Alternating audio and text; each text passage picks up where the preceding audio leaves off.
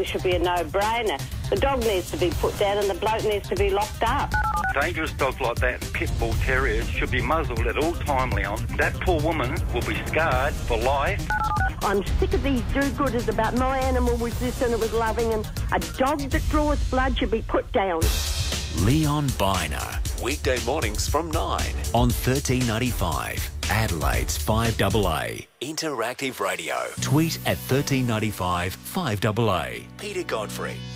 17 minutes past 5. Selwyn Manning is from livenews.co.nz. He's got the latest news for us from New Zealand. Hi, Selwyn. Yeah, g'day, Peter. How's things across the ditch? Stabilised? It's been a bit shaky still. I should touch wood, I suppose, if I was superstitious, but on very solid ground in the Auckland area. But the rest of the country in the last couple of weeks has certainly been shaky, for sure. Yeah, we'll get onto that shortly. We're going to talk about this fella that's got the very distinctive name of Kim.com. Now, we've spoken about him before. He's the boss of this, an online thing, Mega Upload. Yes. FBI have been after him. Yes, that's right. Raided his place, but that was found to be an illegal raid. What's the latest? Yeah, well, that's right. Mega Upload boss. And that Mega Upload, just on the front end of that, apparently it was getting between 4 and 5% of the globe's, the whole, the world's internet traffic. It was a huge, huge kind of outfit, really.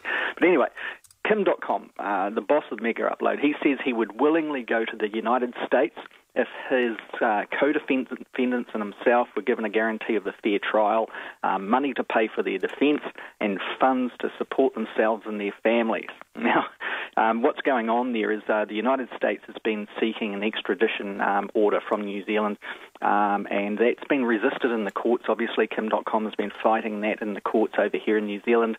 The case seems to be problematic right from the start, and what happened, Peter, was back in January, early one morning, Kim.com and his family and his staff, etc., were all sound asleep in their mansion up in an area near Coatesville, just north of Auckland.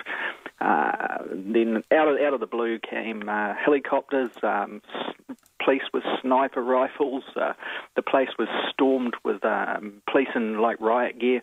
They get into the place, and after finding them hiding in a safe room, they nabbed Kim.com and his people and started this whole procedure here.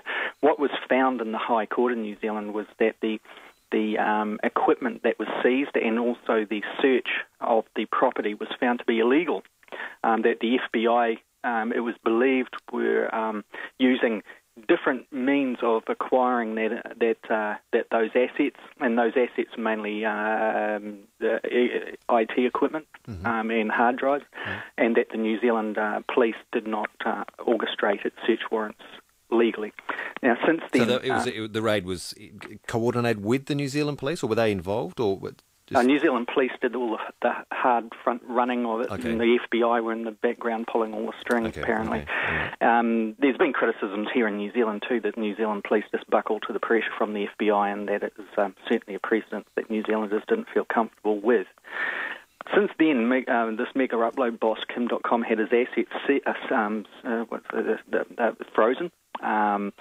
He hasn't been able to have access to his bank accounts, etc., etc.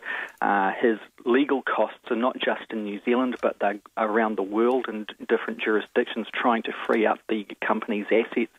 And his legal bills are going into the millions of dollars. He hasn't been able to pay a cent of that, and he's fast reaching the end of his tether as far as his credit is concerned, because the legal people are thinking, well, if the United States do not let his cash be used by him, well, we're not going to be paid. So he's in a bit of a dilemma there. He feels that the United States is dragging this out to a point where he will not be able to provide himself a defence. So his statement in the New Zealand Herald yesterday about willing to go to the United States if his co-defendants himself giving a fair trial money to pay for his defence funds to support themselves and their families, he says in the next paragraph in that statement that he doesn't believe the United States would ever comply with those terms, so it's doubtful that he'd ever travel freely to the United States and avoid the problems of this court case, Peter. All right. And this is all over the allegations are of copyright violation, aren't they? Through the former sites, the mega upload sites. Yeah, that's one of them. The other charge is that Mega Upload and Kim.com are responsible for money laundering on a very sizable scale around the world. Now, just simply Mega Upload site, what would happen is people would upload files to it and other people would download those files. Now, there's legitimate use of it, and there was also a lot of dodgy kind of use of the site as well, in the sense that there's a lot of pornography, etc., that would be placed up there for downloading by various people. So it had always attracted, by the look of it, the attention of legal people, police people, and those who are protecting the interests of those using the internet for quite some time. But the legitimate use has also been problematic in the sense that many businesses, many people would upload files for others to download or even store files in the site, and they have found that all of that material, their own digital assets, have been seized by the United States as well. Now, the New Zealand courts found that the New Zealand police held the hard drives of evidence, if you put it that way, and the United States took clones of that evidence back to the United States without the legal authority to do so.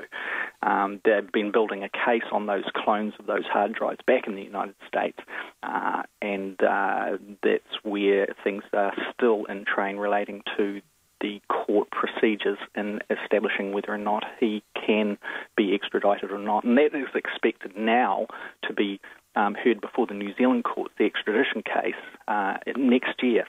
It was originally scheduled for August, and this is where Kim.com, who's become, I've got to say, Peter, quite a celebrity here in New Zealand since this all occurred. An internet freedom fighter. He's a freedom fighter, and he's putting out music, having a jab at people. It was the record with someone from the Black Eyed Peas, or the producer from the Black Eyed Peas. Oh, yes. Yeah. He mixes in big circles. Yeah, there's also political scandal around him, where I think we've mentioned in the past on your program, we're one of the politicians that's helping prop up the Nationals here in government.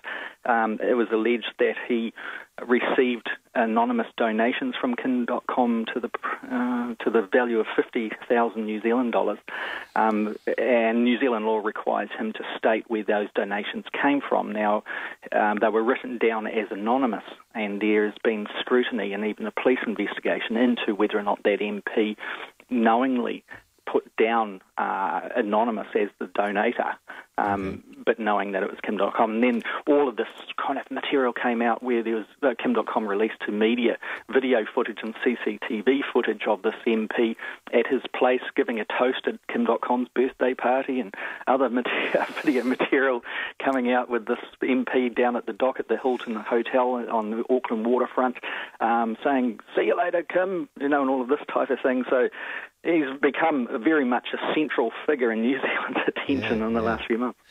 You could almost see the movie coming out about this already, couldn't you? It would be an interesting one to put social media or whatever the one about Facebook was out to dry, I think. Indeed, won't it? Yeah, indeed.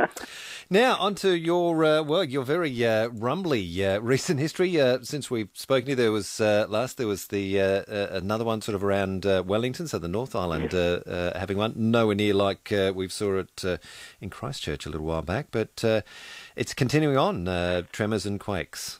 Yes, they are. It certainly is the shaky isles at the moment. A couple of weeks ago, last week actually, 7 on the magnitude 7 quake was registered around the Taranaki area. Now that's in the central west side of New Zealand's North Island.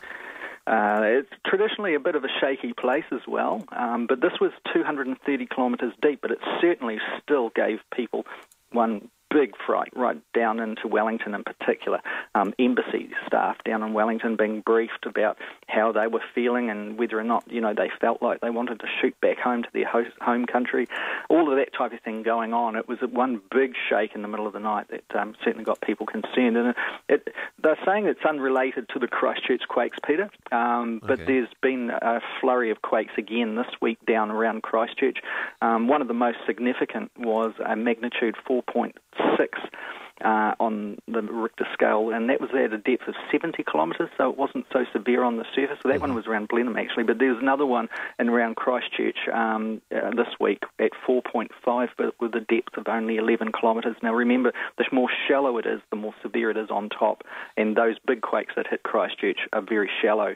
So that 4.5 is a very, very significant shake once again for those people in Christchurch. Were those felt up as far north as you are up in Auckland? Are you feeling things up there, or is it... No, it seems to... Where the shake and the fault lines seem to dodge away from Auckland, it shoots out to sea, so we don't feel it so much.